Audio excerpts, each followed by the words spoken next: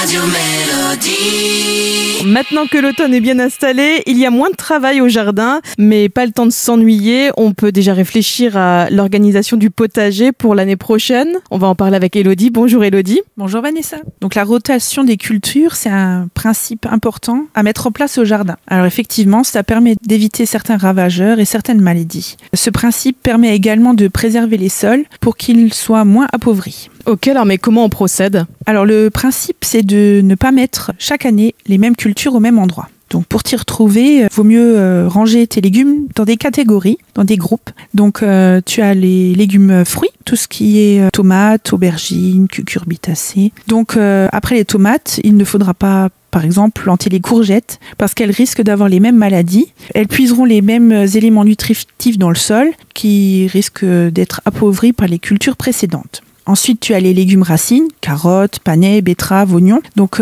c'est les racines et les bulbes qu'on consommera sur ces légumes. Le troisième groupe, c'est les légumes feuilles, comme les salades, les céleris branches, les épinards. Le quatrième groupe, ce sont les légumineuses. Petits pois, haricots, fèves. Donc ça, ce sont des légumes qui captent l'azote dans l'air et qui restituera cet azote dans le sol. Là, par exemple, tu planteras tes choux l'année suivante. Pour le cinquième groupe, c'est la famille des brassicacées, donc les choux. Mais il n'y a pas que les choux, il y a les radis, les navets et les roquettes qui font partie de cette famille.